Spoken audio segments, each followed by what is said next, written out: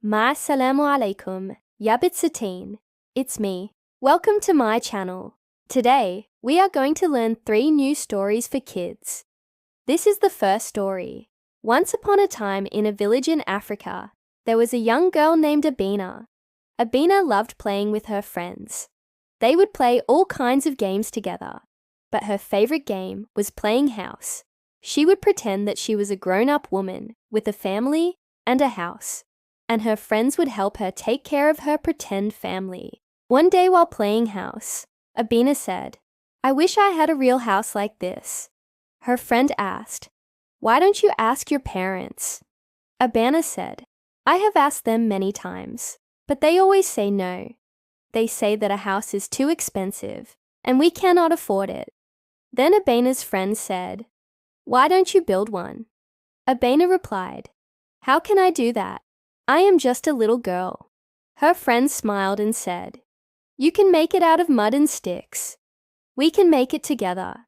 So Abina and her friends went into the forest to collect sticks and mud. When they returned to the village, everyone laughed at them. The villagers said, "What are you doing? You can't build a house out of sticks and mud. That's silly." But Abina and her friends didn't listen to them. They kept collecting sticks and mud, and slowly they built a small hut. When they finished building it, they were so happy. Abina said, "Thank you, friends, for helping me build my house. Now I can pretend that I really live here." Then suddenly, a big scary lion appeared in front of them. The children were very scared, but Abina stood in front of the hut and roared like a lion. The lion was surprised to see such a brave girl and asked, "Why did you stand up to me? Do you know who I am?" Abina said, "Yes, you are the king of the jungle. I am not afraid of you." Then the lion asked, "Why did you build this hut?" Abina replied, "Because I wanted to play house and pretend that I live in a hut in the jungle." The lion smiled and said, "You are a brave and smart girl. I like you." And he gave her a big juicy mango as a gift. Then he invited her to his home to teach her how to roar like a real lioness. Abina and her friends were very excited to learn from the lion, so they all went to his home together. They played and learned how to roar like lions until it was time to go home.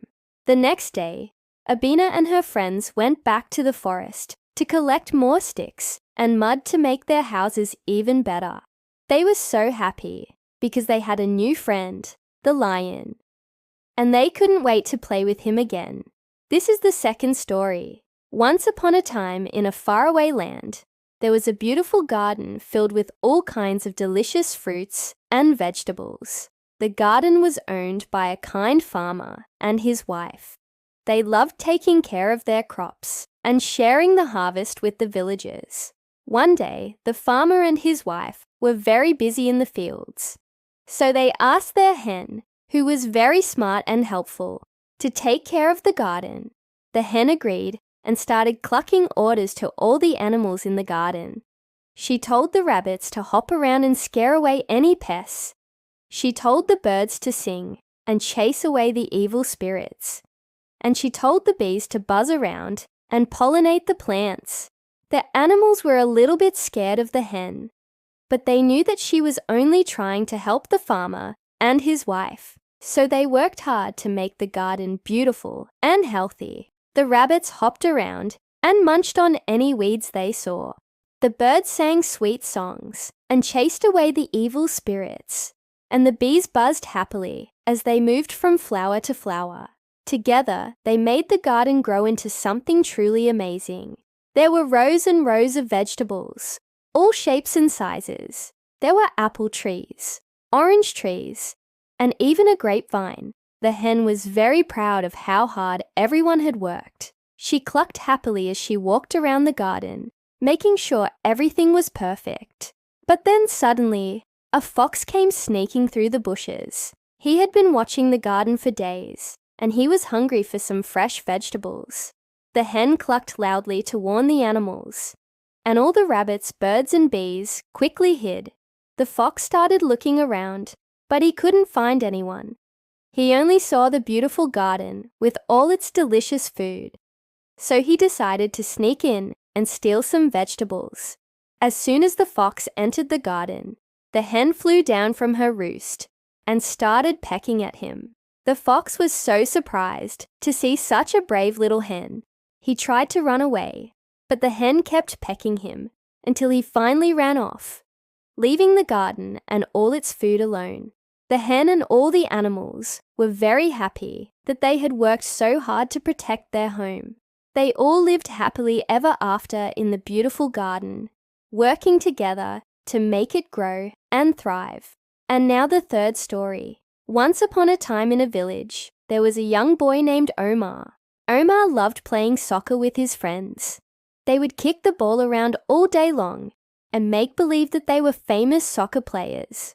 One day, Omar and his friends were playing soccer when they saw a beautiful white dove sitting on a nearby tree. The dove was so graceful and elegant, and Omar wanted to get closer to it. He stopped playing soccer and slowly walked towards the dove. As Omar got closer, the dove started to panic. It didn't want to be captured and taken away from its home, so it started flapping its wings and making distressed noises. Omar felt bad for scaring the dove, so he stopped and stayed still. He wanted the dove to calm down and stop panicking. After a few minutes, the dove started to relax, and Omar slowly reached out his hand. It was very scared at first, but then it hopped onto his hand and let him stroke its soft feathers. Omar was so happy that the dove trusted him. He knew that it was a special moment, and he had to take care of the bird. So Omar took the dove home and gave it water and seeds to eat. He also made a cozy nest for it to sleep in. Every day, Omar would spend time with the dove, talking to it and playing with it. He loved watching it fly around his house and garden. One day, Omar's sister came over to his house. She was visiting from another city, and she couldn't believe what she saw. "Where did you get that dove, Omar? It's so beautiful," she asked. Omar explained to her how he found the dove and how he had been taking care of it. His sister told him, "You know, I have a friend who loves doves. I think she would love to have this dove. Would you be okay with that, Omar?" Omar thought about it for a moment. He knew that his sister's friend would take good care of the dove, but he would also miss having a dove around. Finally, he said, "Okay, I think the dove will be happy with your friend." So Omar's sister took the dove to her friend's house. She knew that Omar would be sad to see the dove go, so she promised to bring it back so they could play together again.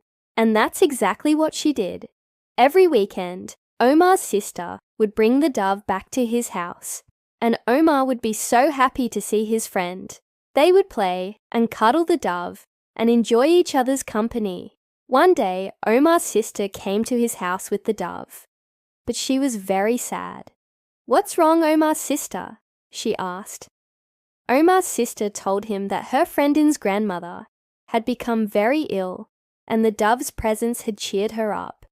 So she had decided to keep the dove so it could continue to make her happy. Omar understood that this was an important decision, and he respected his sister's choice. He knew that the dove would be in good hands, and that it would continue to live a happy life. Although Omar missed his dove friend very much, he knew that he had made the right decision. It had been an honor to take care of such a beautiful and graceful bird, and he would cherish the memories he had made with it forever. And these are the end of our stories for today. If you like these stories, please hit the like button below the video. And if you haven't subscribed yet, please do so. Thank you for listening, and see you in the next video.